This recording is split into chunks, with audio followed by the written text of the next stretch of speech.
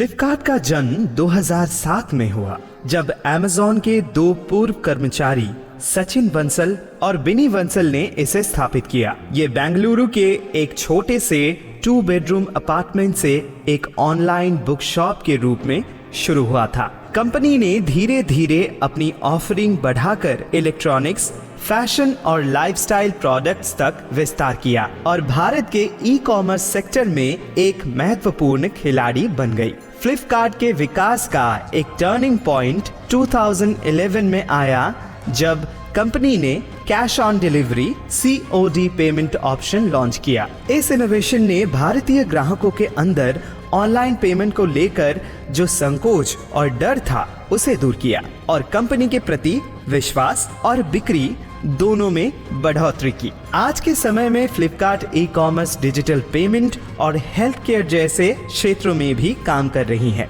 इसका ग्राहक बेस बहुत ही विशाल है और भारत के ऑनलाइन रिटेल उद्योग में इसका एक मजबूत मार्केट शेयर है। एक छोटी स्टार्टअप से लेकर एक लीडिंग ई कॉमर्स प्लेटफॉर्म बनने तक की फ्लिपकार्ट की ये यात्रा उसकी एडेप्टेबिलिटी, इनोवेशन और ग्राहकों के प्रति कमिटमेंट को दर्शाती है। फ्लिपकार्ट प्राइवेट लिमिटेड बेंगलुरु में स्थित एक भारतीय ई कॉमर्स कंपनी है, जो सिंगापुर में एक प्राइवेट लिमिटेड एंटिटी के रूप में भी रजिस्टर्ड है। कंपनी ने ऑनलाइन बुक सेलिंग से अपनी शुरुआत की थी और बाद में consumer electronics, fashion, home essentials, grocery और लाइफस्टाइल प्रोडक्ट्स तक अपनी रीच बढ़ाई। 2025 तक कंपनी ने अपनी हेडक्वार्टर सिंगापुर से भारत शिफ्ट करने का निर्णय लिया। अक्टूबर 2007 में IIT दिल्ली के 2 पूर्व छात्र और अमेज़न के एक्स एम्प्लॉइज सचिन बंसल और विनी बंसल ने बेंगलुरु के कोरामंगला एरिया में एक छोटी सी 2 बेडरूम फ्लैट से फ्लिपकार्ट की शुरुआत की। उनके परिवार ने प्रारंभिक रूप से लगभग 2 लाख इन्वेस्ट किए थे। वेबसाइट अक्टूबर 2007 में लॉन्च हुई थी, जब फ्लिपकार्ट सिर्फ बुक्स बेचता था, पूरे देश में शिपिंग के साथ। फ्लिपकार्ट ने 2008 तक पॉपुलैरिटी हासिल कर ली। हर दिन लगभग 100 ऑर्डर्स मिलते थे। 2010 में कंपनी ने lulu.com से वी रीड नाम की एक डिजिटल बुक प्लेटफॉर्म खरीद ली, जिससे उसके ऑनलाइन रीडिंग बिजनेस को और मजबूती मिली। सचिन बंसल का जन्म 5 अगस्त 1981 को चंडीगढ़ में हुआ था। उनके पिता एक व्यापारी और माँ एक गृहिणी थी। सचिन ने अपनी schooling Saint Anne's convent school Chandigarh से की थी और IIT JEE एग्जाम में 49th ऑल इंडिया रैंक हासिल करके IIT दिल्ली में एडमिशन लिया। वहां उन्होंने कंप्यूटर साइंस एंड इंजीनियरिंग में बीटेक किया। ग्रेजुएशन के बाद उन्होंने टेक्सपैन में काम किया और 2006 में अमेज़न वेब सर्विस में सीनियर सॉफ्टवेयर इंजीनियर के रूप में ज्वाइन किया। 2007 में उन्होंने अमेज़न छोड़कर अपनी कंपनी शुरू करने का फैसला लिया। बिनी बंसल का जन्म 1982 से 83 के आसपास चंडीगढ़ में हुआ। उनके पिता एक बैंक के सीनियर मैनेजर थे और माँ सरकारी नौकरी करती थी। बिनी ने भी सेंट एन्स कॉन्वेंट स्कूल से स्कूलिंग की और IIT दिल्ली से कंप्यूटर साइंस एंड इंजीनियरिंग में डिग्री प्राप्त की।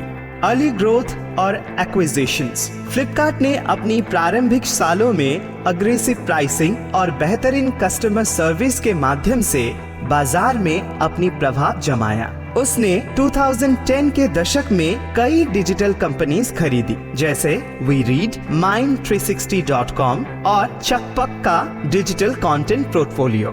2012 में फ्लिपकार्ट ने फ्लाइट नाम से एक DRM free digital music store शुरू किया, लेकिन फ्री स्ट्रीमिंग प्लेटफॉर्म से कंपटीशन के चलते जून 2013 में इसे बंद कर दिया गया।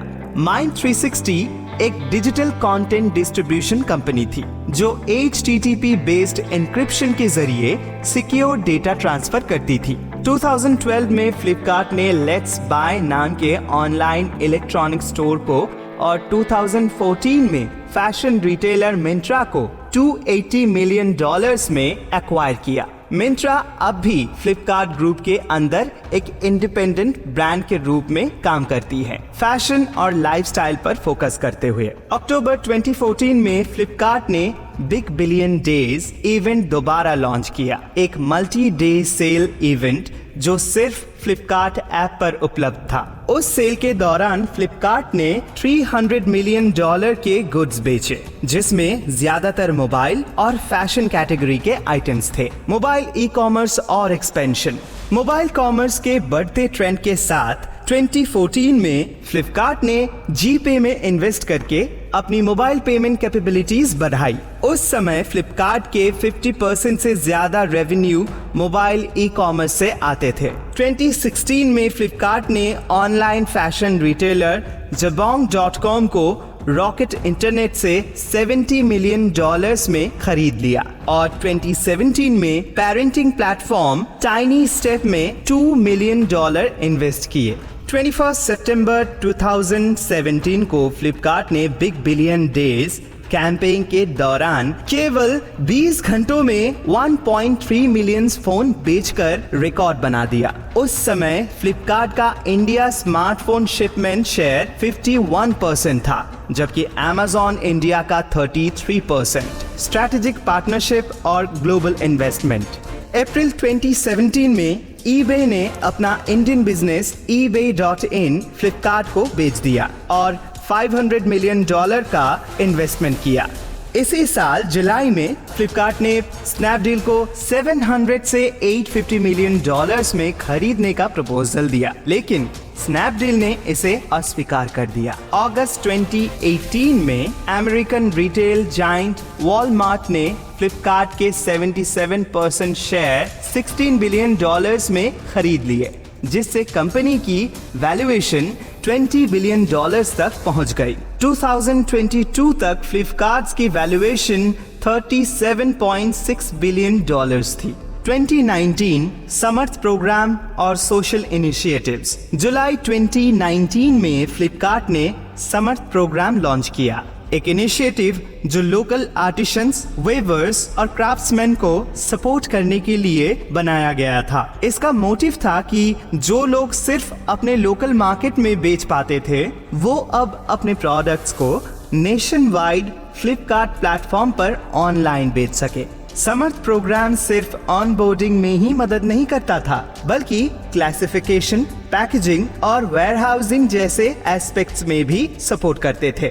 19 नवंबर 2019 को फ्लिपकार्ट ने इजी रिवॉर्ड्स में $4 मिलियन का इन्वेस्टमेंट किया। ये एक कस्टमर इंटरैक्शन और लॉयल्टी मैनेजमेंट प्लेटफॉर्म था, जो बैंक्स और मार्केटिंग कंपनीज को उनकी लॉयल्टी पॉइंट्स मैनेज करने में मदद करता था। 2020 फ्लिपकार्ट होलसेल और बिजनेस एक्सपेंशन। 2020 में फ्लिपकार्ट ने फ्लिपकार्ट होलसेल लॉन्च किया, एक रेवोल्यूशनरी ऑनलाइन B2B मार्केटप्लेस जो किराना स्टोर्स और MSME के लिए डिजिटल प्लेटफॉर्म के रूप में काम करता था। इसी इनिशिएटिव के तहत फ्लिपकार्ट ने वॉलमार्ट इंडिया प्राइवेट लिमिटेड का 100% ओनरशिप अक्वायर किया, जो best price cash and carry business चला रही थी। इससे फ्लिपकार्ट की होलसेल कैपेबिलिटीज और मजबूत हुई। जुलाई 2020 में फ्लिपकार्ट ने अरविंद फैशंस लिमिटेड की सब्सिडरी अरविंद यूथ ब्रांड्स में 27% स्टेक $35 मिलियन में लिया। ये सब्सिडरी फ्लाइंग मशीन ब्रांड को कंट्रोल करती है। इसी साल फ्लिपकार्ट ने फ्लिपकार्ट क्विक सर्विस भी लॉन्च किया, एक हाइपर लोकल डिलीवरी प्लेटफॉर्म जो grocery, mobile, stationery, home items जैसे प्रोडक्ट्स सिर्फ 90 मिनट्स में डिलीवर करता था। 2020 से 2021 टेक एंड फैशन इन्वेस्टमेंट्स। अक्टूबर 2020 में फ्लिपकार्ट ने Aditya Birla fashion and retail limited में 7.8% स्टेक $204 मिलियन में लिया।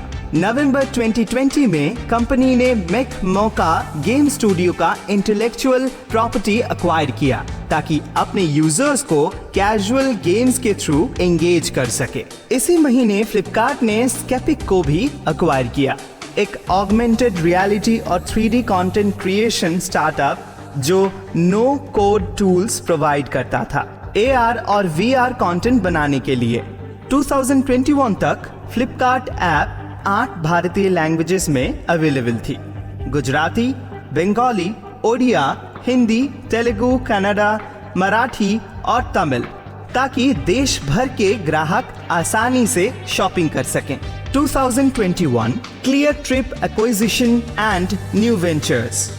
फ्लिपकार्ट ने क्लियर ट्रिप को अक्वायर करने का अनाउंसमेंट किया और अपनी सर्विसेज को होटल और ट्रैवल बुकिंग इंडस्ट्री तक एक्सपैंड किया। क्लियर ट्रिप API के जरिए फ्लिपकार्ट होटल्स फीचर्स इंडिया और ग्लोबल मार्केट में लॉन्च हुआ। कंपनी ने Meena, middle east and north Africa market में ऑपरेट कर रहे ऑनलाइन ट्रैवल प्लेटफॉर्म वीगो के साथ डील करके क्लियर ट्रिप का मिडिल ईस्ट बिजनेस एक्वायर किया, जिसमें flying.com भी शामिल था।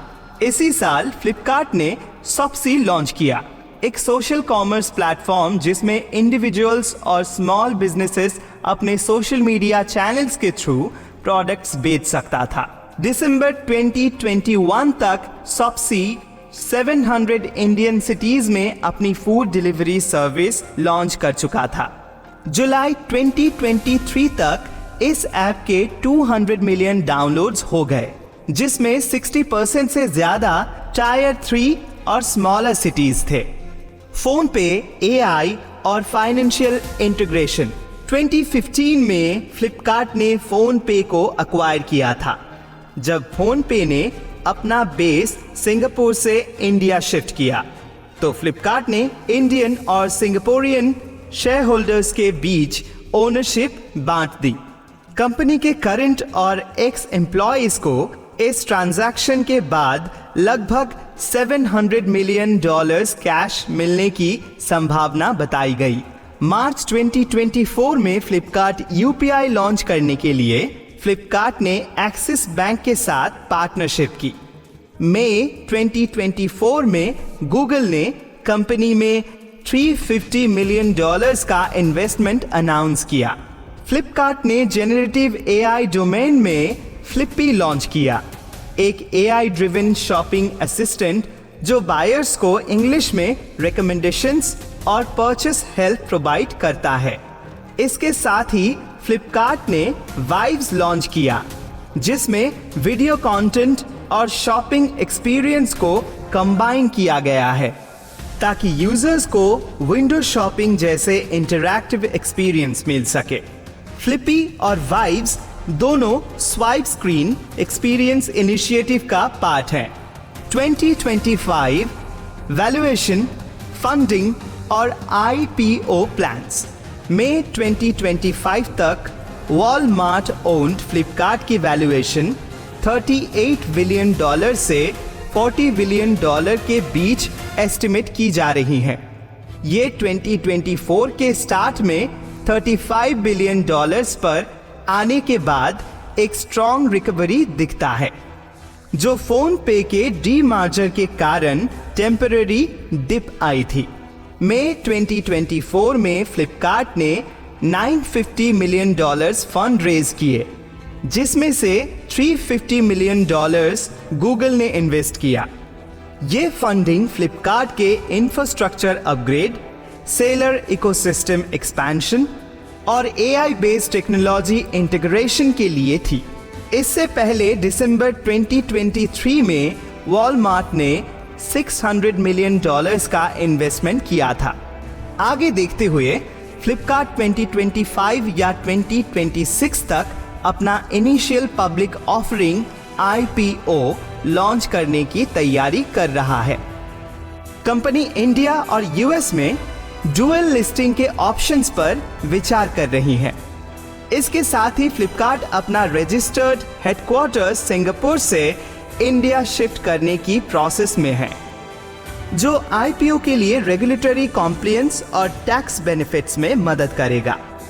FY 2023 में फ्लिपकार्ट ने 56,012 करोड़ रुपीस का कॉन्सोलिडेटेड रेवेन्यू रिपोर्ट किया था, जबकि लॉस 4,846 करोड़ रुपीस था। लॉस के बावजूद कंपनी का रेवेन्यू ग्रोथ स्ट्रॉन्ग था, जो फ्लिपकार्ट को भारत के ई कॉमर्स इंडस्ट्री में एक लीडिंग प्लेयर बनाता है। कंक्लूजन, एक छोटी ऑनलाइन बुक स्टोर से multi billion dollar e commerce giant बनने तक फ्लिपकार्ट की कहानी उसके स्ट्रैटेजिक विजन, इनोवेशन और इंडियन मार्केट के डीप अंडरस्टैंडिंग का सबूत है। आने वाले आईपीओ और नए बिजनेस सेगमेंट्स के एक्सपेंशन के साथ फ्लिपकार्ट भारत के डिजिटल अर्थव्यवस्था के फ्यूचर को शेप करने के लिए तैयार है।